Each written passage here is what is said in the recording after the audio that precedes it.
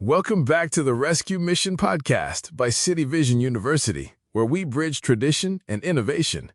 To help build that bridge, Season 1 of our podcast is focused on the history and values of rescue missions, while Season 2 is focused primarily on innovations and best practices relevant to rescue missions. You can find the show notes for this episode and subscribe to our newsletter at rescuemissions.cityvision.edu. There's something incredibly powerful about getting a high school diploma or its equivalent, isn't there? Oh, absolutely. It feels like more than just a credential. It's a key, Yeah, right? yeah, exactly. A key. A key that can truly unlock potential, open doors to new opportunities, and profoundly change the trajectory of someone's life. Absolutely. And what's truly fascinating, when we look at certain populations, is the recognition that addressing fundamental educational gaps isn't just an optional add-on service. Right. It's a critical foundational component of holistic recovery and stabilization for individuals facing immense challenges. Exactly. Now, picture getting that key not in a traditional school setting as a teenager, but later in life, when you're actively navigating complex and often overwhelming obstacles like homelessness, addiction, or deep poverty. Mm-hmm. That's precisely where our deep dive takes us today.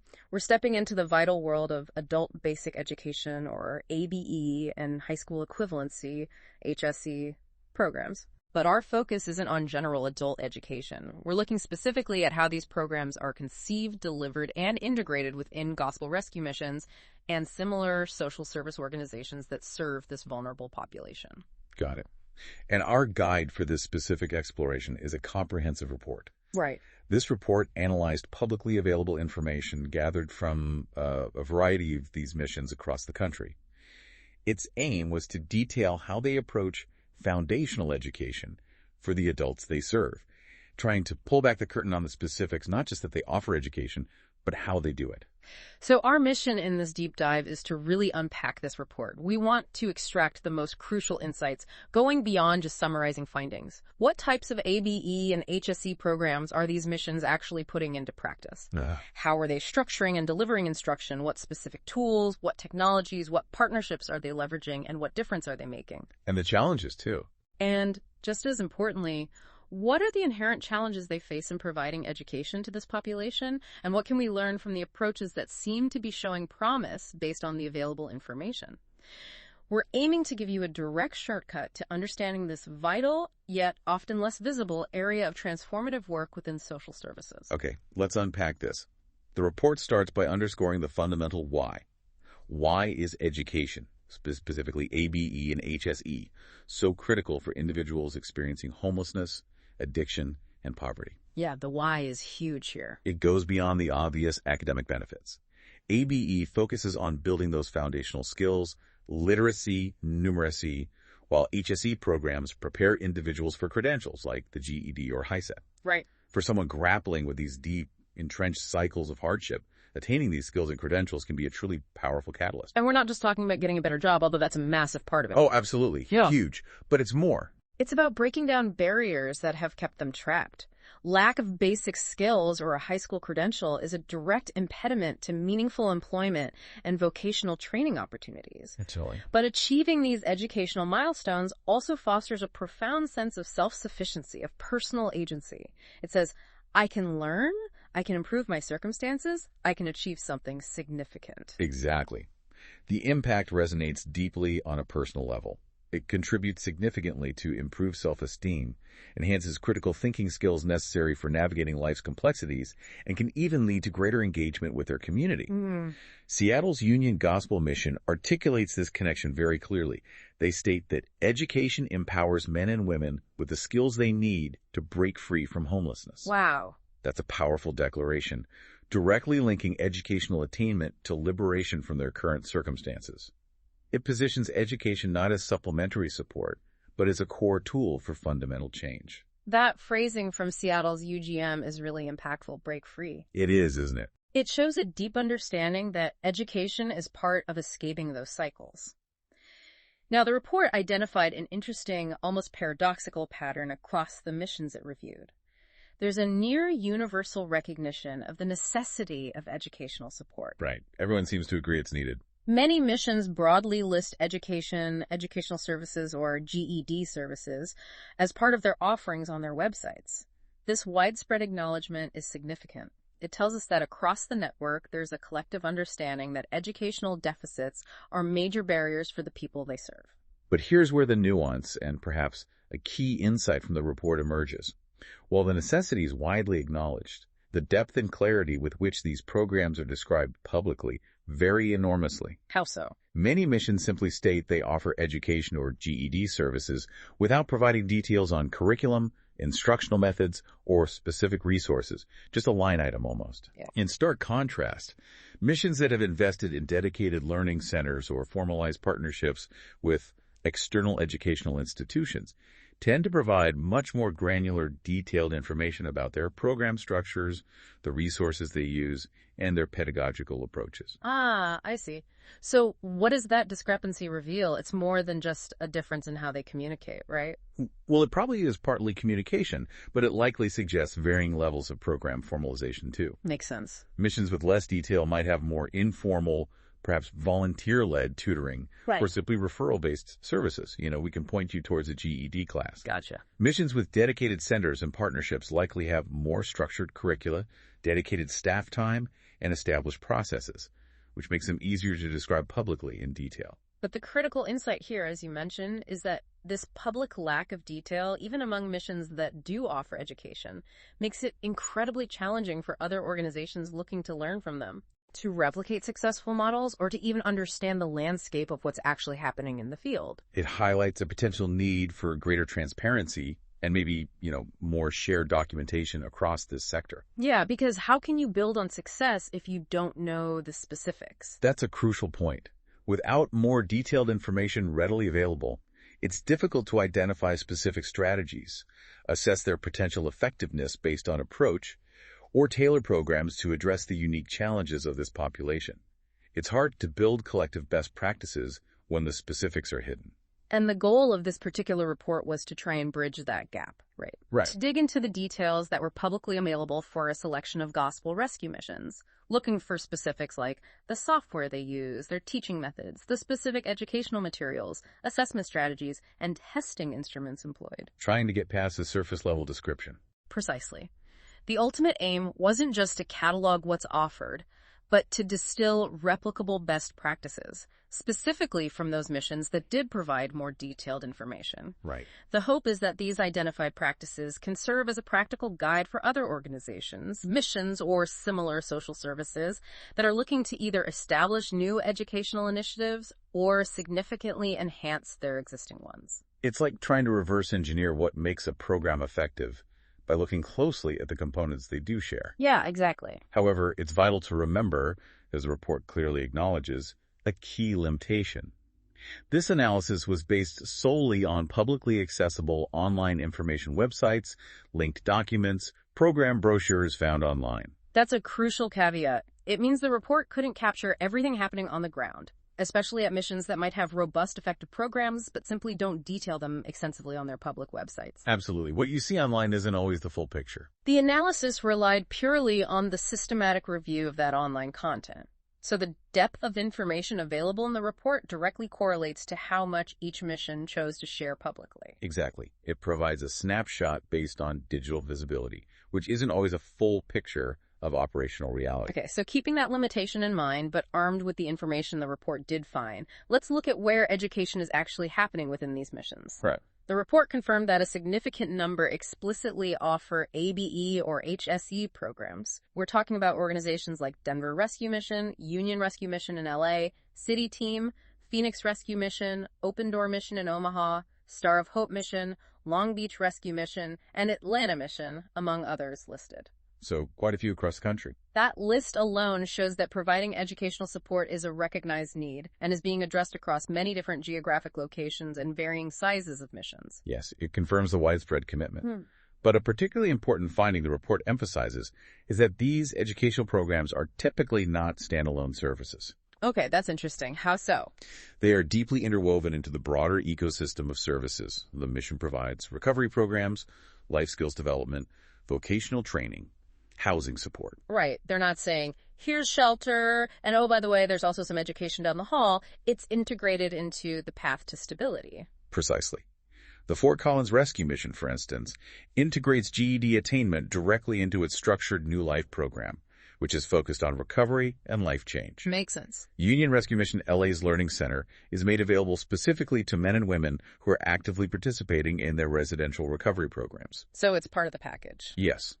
And Phoenix Rescue Mission introduces GED or diploma work fairly early during the foundations phase of recovery, linking it directly to their mental health and substance use treatment components. Wow, okay, so right in there with core recovery work.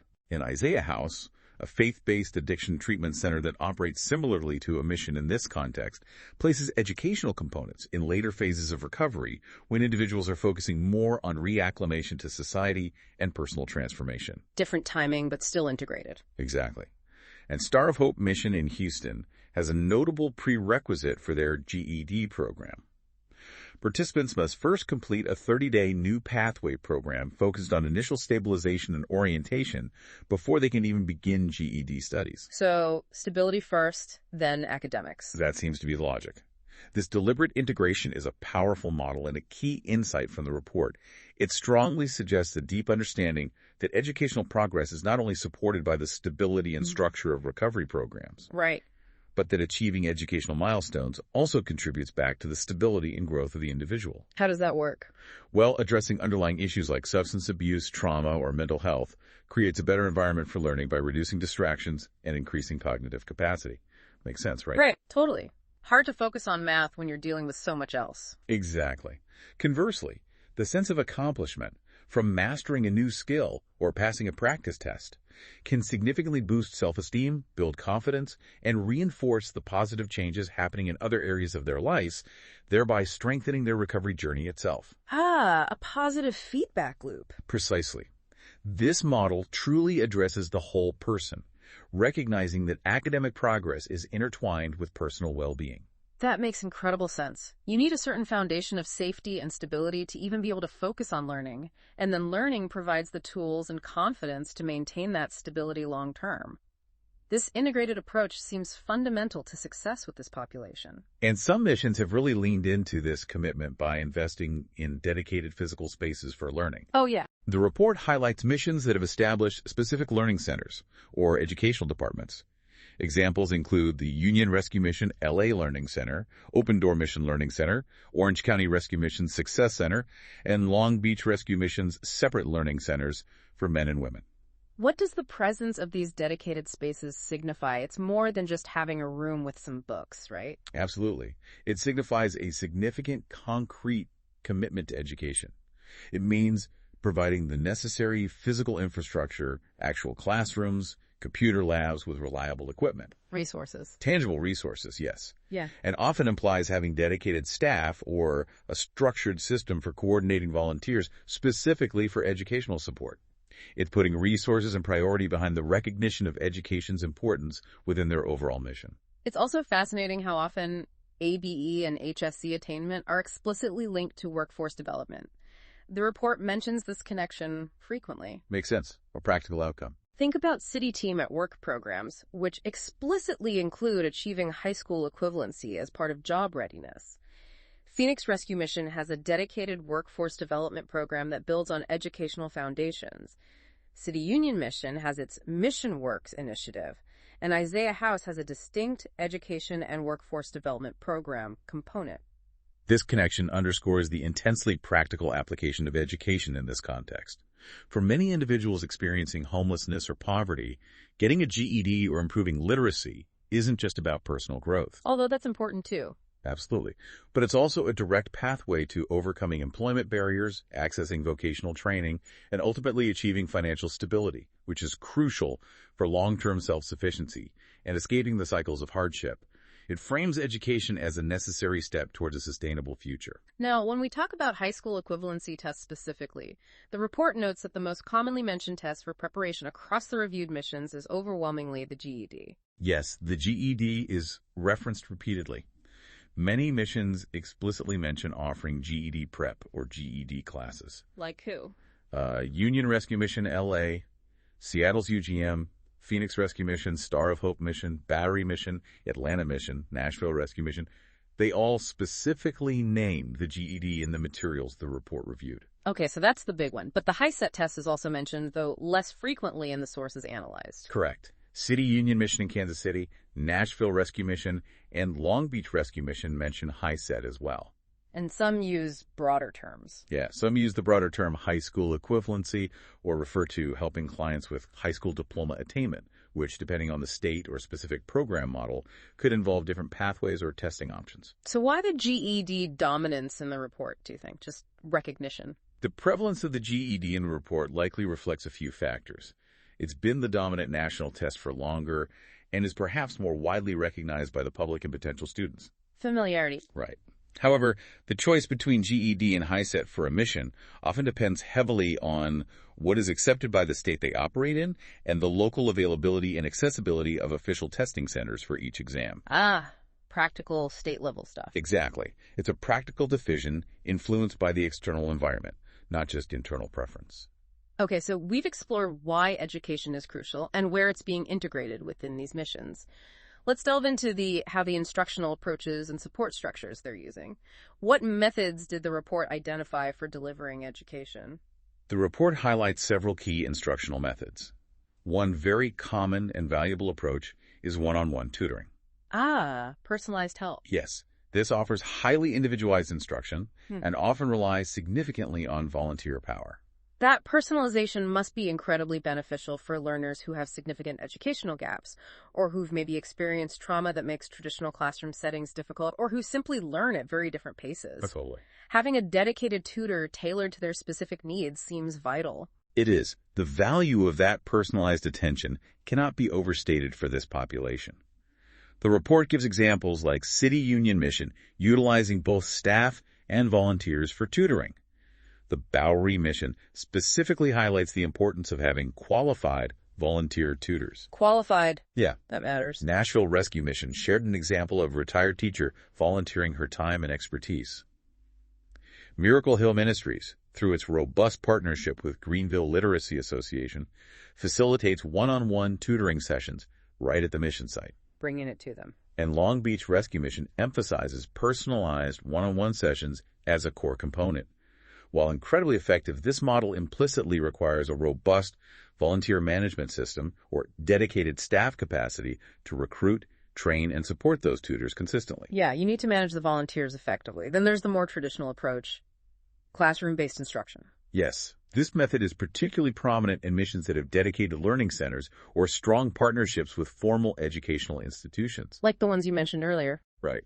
Union Rescue Mission LA, through its partnership with LAUSD's Belmont Adult Day School, has access to credentialed instructors who teach in a classroom setting.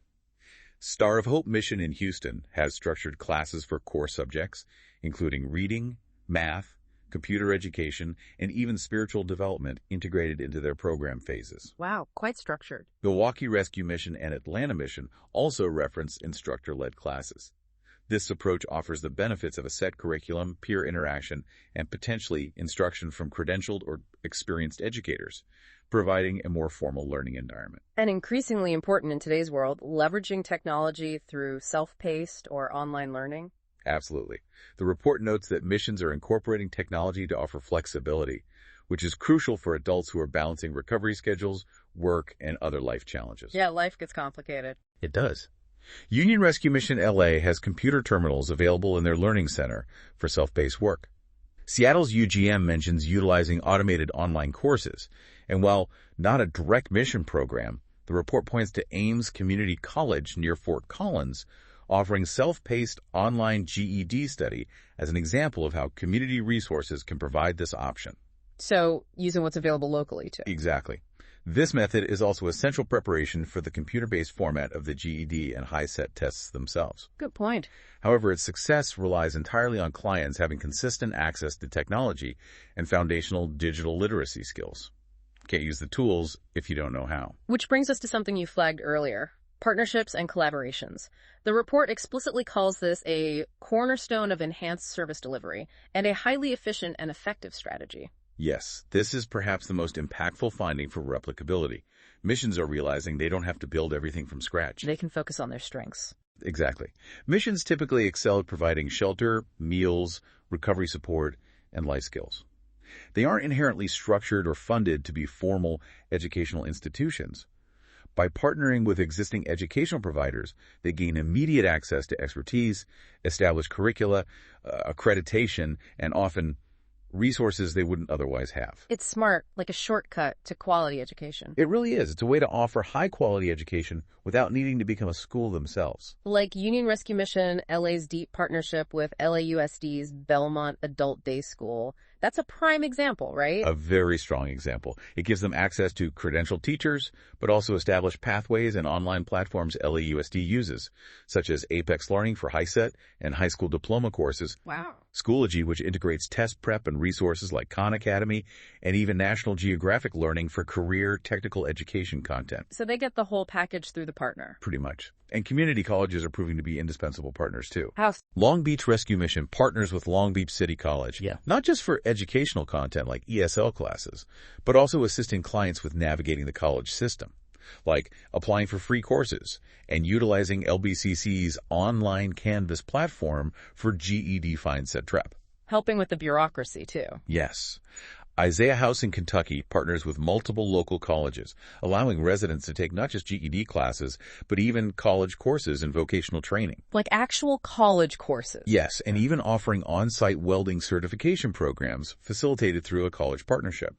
Ames Community College near Fort Collins is highlighted as a resource that offers low-cost, self-paced GED preparation, which the mission can refer clients to.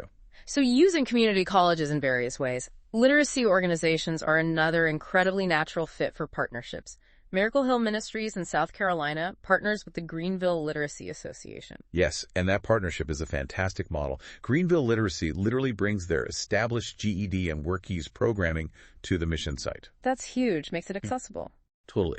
They utilize a suite of proven resources like ProLiteracy, North Star Digital Literacy, which is critical for basic computer skills. We'll come back to that. WN Career Readiness, Coursera, Kaplan Books, USA Learns, and Engine. This allows Miracle Hill to offer robust professional education programs by leveraging the expertise and resources of a dedicated literacy provider. Isaiah House also demonstrates the power of broad collaboration, listing partnerships with various nonprofits and agencies like Goodwill, local adult education offices, and workforce boards. This network approach is highly effective. It allows missions to concentrate on their core competencies while relying on partners for specialized educational delivery. Makes total sense. It provides access to recognized credentials and leverages external funding streams and expertise.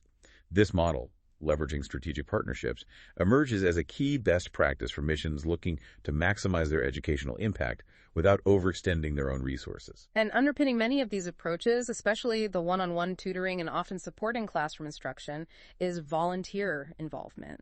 Crucial and often indispensable. Volunteers extend the capacity of the often lean mission staff. The human touch. Exactly. They provide that vital personalized attention, support classroom activities, and bring diverse skills and a compassionate presence.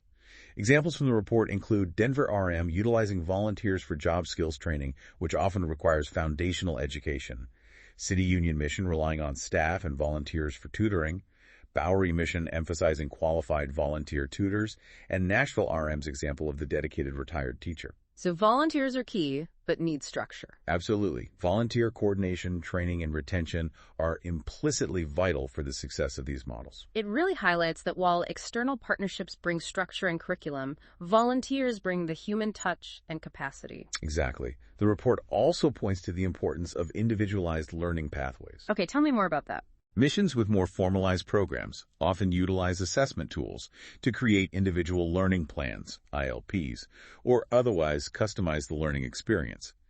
This shows a level of sophistication tailored to the unique needs of adult learners. Like at Union Rescue Mission LA, where LAUSD instructors help students develop those ILPs. Correct.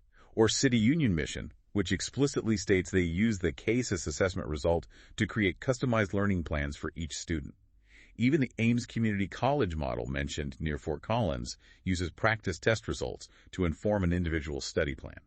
Why is this customization so important? This approach is absolutely essential for this population. Adults entering mission programs often come from highly diverse educational backgrounds with significant and varied learning gaps, potentially years out of school, and often dealing with the lingering effects of trauma, instability, or learning disabilities that were never addressed. A lot to overcome. A huge amount. A standard, one-size-fits-all curriculum simply won't meet these varied needs effectively. Right. Using initial assessments, like KISS or TAVE or practice tests, is fundamental. It provides a data-informed starting point, allowing instructors or tutors to pinpoint specific areas where a student needs the most help and create a tailored roadmap, the ILP. So it respects their journey. Precisely.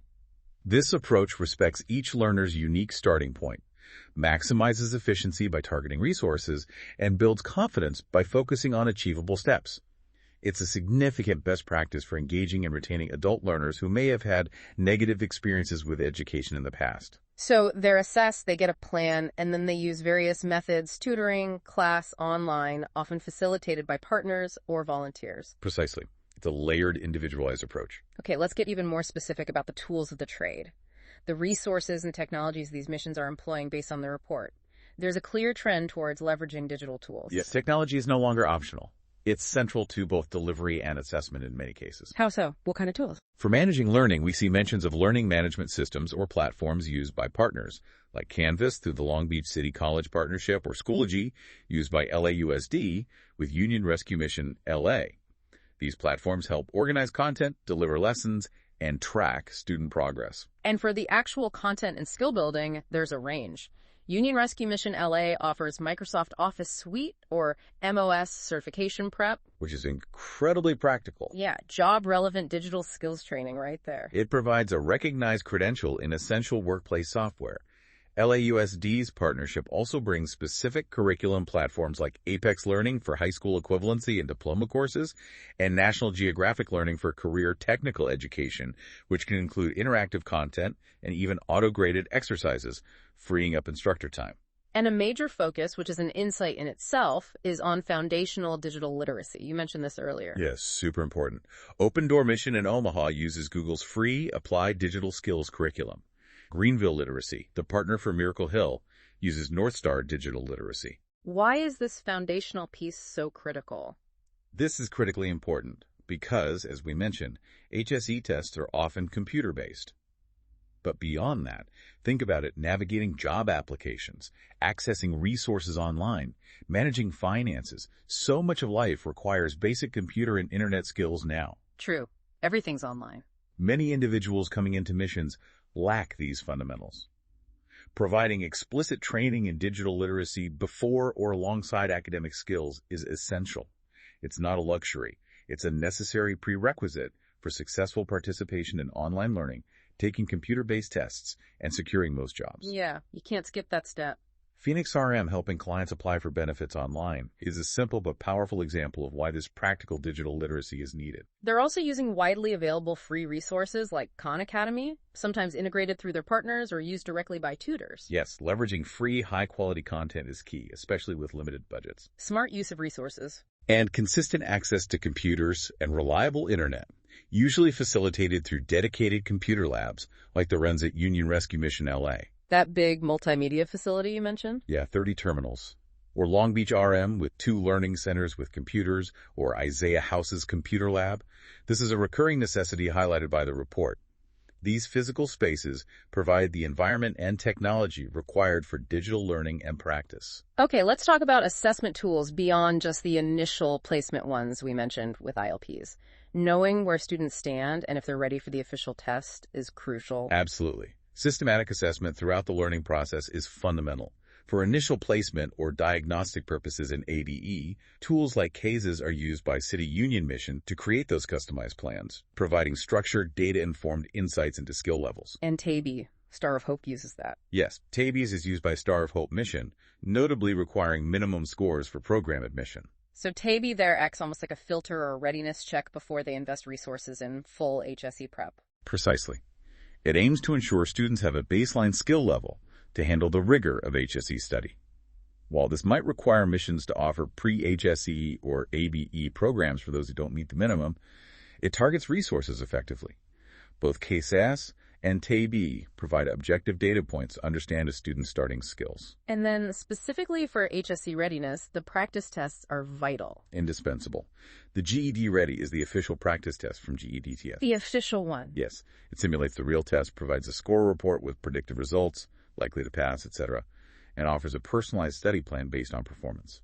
While it has a cost, I think around $8 per subject. Okay, not free. Not free, but its value in giving a realistic gauge of readiness and focusing study efforts is immense. And the HiSET program also offers various practice test options. Yes, including free downloadable PDFs and free computer-based versions, which improves accessibility. Some states may even require passing an official practice test, OPT, before a candidate can register for the actual HiSET exam. The report also notes the use of career assessments, though not always specifying which ones, like at Phoenix RM. Right, connecting to work goals. And credentialing assessments like the ACT Work Keys NCRC, used by Open Door Mission, and facilitated through Miracle Hill's partnership with Greenville Literacy.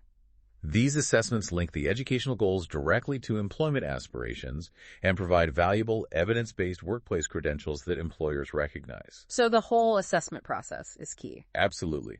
The systematic use of assessments from initial diagnostic testing like CASASTABE to progress monitoring and readiness prediction with practice tests is fundamental for targeting instruction, tracking student growth, demonstrating program outcomes, and ensuring students are prepared for the official exam and future employment. Utilizing the official or aligned practice tests for GED and HiSET is a vital step for realistic readiness prediction. Beyond software and tests, traditional curriculum materials are still in play, like the Kaplan GED test prep book mentioned by Greenville Literacy's partner. Right. Print materials still matter. And general mentions of missions providing study materials. Yes, a blended approach often involves both digital and print resources. And as we covered, the physical infrastructure, dedicated learning centers, classrooms, reliable computer access provides the necessary environment and technology for these tools and materials to be used effectively. So, bringing all these observations together, what are the big emerging best practices identified in this report that other missions or organizations could look at replicating or adapting? Okay, pulling it together. The report synthesizes the findings into several key actionable best practices. First, and perhaps most critical for this population, is holistic integration. The embedding piece. Exactly. Embedding education deeply within recovery, life stabilization, and overall residential programs. Examples like Phoenix RM starting GED work early in recovery, or Isaiah House phasing educational components into later transformation stages show this is deliberate and strategic. It acknowledges that learning thrives when stability is addressed. Makes sense. What's next? Second, strategic partnerships. Leveraging external expertise from local school districts, community colleges, and literacy organizations is crucial. Missions don't have to be expert educators themselves. Don't reinvent the wheel. Precisely. The Union Rescue LLAUSD partnership and Miracle Hill Greenville Literacy collaboration are prime examples of accessing credentialed instruction, curriculum, and resources efficiently. Okay. Third, individualized learning pathways.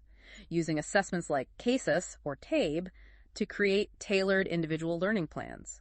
This recognizes the diverse educational backgrounds and specific needs of adult learners, ensuring instruction is targeted and efficient, as demonstrated by City Union Mission and Union Rescue LA. Personalized roadmaps. Got it. Fourth, implementing blended learning approaches, combining different instructional methods like one-on-one tutoring, classroom instruction, and self-paced online learning. This caters to different learning styles and leverages the strengths of various delivery methods. Milwaukee RM's mix of approaches is an example. Fifth has to be digital literacy, right? You got it. Fifth, and non-negotiable in today's world, is providing foundational digital literacy training. Explicit instruction in basic computer skills, online navigation, and using essential software. Using resources like Google Applied Digital Skills or North Star is a critical prerequisite for success with computer-based tests and online learning platforms. Sixth, though often implicit in the successful models, is robust volunteer management. If a program relies on volunteers for tutoring or support, having strong systems for recruitment, training, and ongoing support is essential for consistency and quality. Right, support the supporters. Seventh, connecting education to career pathways. Actively linking HSE attainment to vocational training, job readiness programs, and valuable certifications like Microsoft Office Suite or ACT Work Keys. Examples like Union Rescue LA's MOS certification or Isaiah House's on-site welding training show how education is directly tied to employment and financial stability. Making it practical. Number 8, Eighth, providing dedicated learning environments.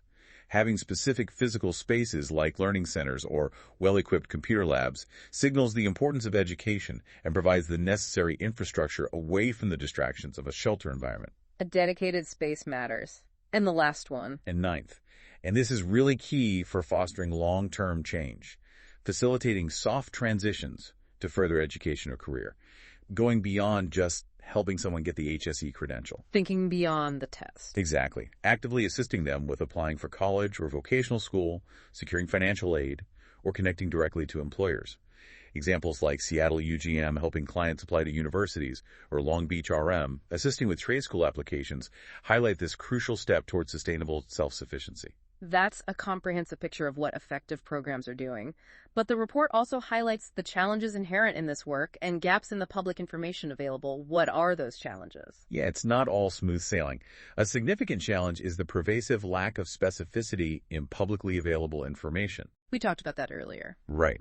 As we discussed, many missions simply state they offer education, without detailing how it's done, the curriculum, specific software, assessment tools, or teaching methods.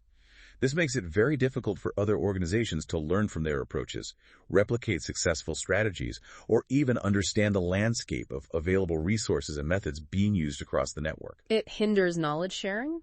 Definitely. It hinders knowledge sharing and collective improvement. So it's hard to move from they offer GED to this is how they achieve a high pass rate using these specific tools and partnerships? Exactly. Another major challenge is the inherent variability in resources across missions. Capacity differs significantly based on mission size, funding levels, geographic location, and the strength of local partnerships. Not everyone has LAUSD next door. Right. A robust, well-equipped learning center relying on extensive partnerships might be a model of effectiveness, but it's not easily replicable for a smaller, rural mission with limited funding and fewer community resources nearby. A one-size-fits-all approach to implementing these best practices simply isn't realistic. And the sustainability of volunteer-reliant models, while valuable, can be a challenge if not managed well. Absolutely. Consistency in instruction, ensuring volunteers are adequately trained for teaching basic skills or using specific curricula, and having backup plans when volunteers are unavailable are crucial for maintaining program quality. Without strong management, the learning experience can be inconsistent for clients. Yeah, reliability is key. And critically, addressing multiple barriers. Clients and missions are often facing a constellation of complex co-occurring issues, simultaneously substance use disorders, mental health conditions, physical health problems, histories of trauma, housing instability, lack of transportation, childcare needs. It's a lot. It's a huge amount. Educational programs must be flexible, supportive, and deeply integrated within the mission's overall care system to help clients navigate these significant obstacles while trying to focus on learning. The phased approach seen at places like Star of Hope and Isaiah House acknowledges that foundational stability is often a prerequisite before rigorous academic study can be fully undertaken. Meeting people where they are. Essentially, yes. And finally, the report noted a significant gap in publicly available data on outcomes. Yes. While missions often report on overall program success, indicators like clients achieving self-sufficiency, Orange County RM mentions an 85% rate for their general program, for example. Okay. Specific measurable educational outcome data, such as the percentage of participants who obtain their GED ISET, subsequent enrollment in vocational training or college, or post-education employment rates specifically tied to program participation, were often missing from the public information analyzed. So, hard to know exactly how effective the education piece itself is. It makes it difficult to empirically assess the effectiveness of specific program models, instructional methods, or resource utilization across the missions. Without this data, it's harder to identify which specific approaches yield the best results for this population, and to demonstrate the precise impact of educational programming to potential funders. Which is crucial for getting more resources. So, drawing on both these best practices and the challenges, what are the key actionable recommendations for missions looking to implement or enhance their ABE HSE programs based on the insights from this report? Okay, actionable steps. The report synthesizes the findings into concrete recommendations. First and foremost, conduct a thorough needs assessment for your clients. Don't guess. Data first. Yes. Use reliable assessment tools like TABE or CASAS right at intake or program entry to truly understand your client's current educational levels, their specific learning gaps, and their personal goals. This data should drive your program design. Second, prioritize strategic partnerships. Cannot stress this enough. Seriously explore collaborating with local educational providers, adult education centers, community colleges, public libraries with adult learning resources, and dedicated literacy organizations. As the report showed, leveraging their expertise, accreditation, and resources is far more efficient than trying to build a full educational program from scratch. Don't go it alone. Exactly. Access to credentialed instructors and established curricula through partnerships is a game changer. Third, develop individualized learning plans, ILPs, based on those assessments and client goals. Create tailored roadmaps for each student, recognizing their unique starting point and targeting instruction where it's most needed. This is crucial for engaging and retaining adult learners with diverse needs. tailor the approach. Fourth, invest in a blended learning environment. If possible, create a dedicated physical space, a learning center or quiet study area with reliable computer access. Then mix instructional methods, combine one-on-one tutoring, potentially volunteer-led, with access to structured online learning platforms. like Khan Academy or partner platforms. Yes, Khan Academy, Google Applied Digital Skills, or resources provided through educational partners like Apex or Schoology if available, and potentially small group or classroom instruction if feasible. This caters to different learning preferences and paces. Fifth, the digital piece again. Yes, fifth, and this is critical given the current testing and job market, integrate foundational digital literacy. Explicitly teach basic computer skills, internet navigation, email, and perhaps even basic typing and using common software like word processors. Resources like Google Applied Digital Skills or North Star Digital Literacy provide structured pathways for this. It's a necessary prerequisite. Okay. Sixth, select appropriate HSE resources. Don't just grab any study guide. Use official or closely aligned test preparation materials and practice tests, like the Kaplan GED test prep books or the official GED Ready and Haseeb Practice test. use the right tools for the test. Right. These are designed to match the actual exams and provide realistic readiness indicators, helping students study effectively for the test they will actually take. Seventh, volunteers. Yes. Seventh, if you rely on volunteers, build a strong volunteer program. Invest time and resources in recruiting volunteers with relevant skills or a willingness to be trained, providing them with orientation, training on the curriculum, and working with the client population, and offering ongoing support. Consistency in volunteer presence and capability is vital for student progress. Support them well. Eighth, Connect education to career pathways. Actively link the ABHSE goals to vocational training options, job readiness workshops, and opportunities to earn workplace certifications like MOS or WorkKeys NCRC. Frame the educational journey as a direct path to employment and financial stability. keep the end goal in sight. Ninth, foster a supportive learning culture. Create an environment that is encouraging, patient, flexible, and trauma-informed. Celebrate progress, no matter how small, and acknowledge the significant barriers clients are overcoming just by showing up. Building confidence is key. Crucial. And the last recommendation, data again.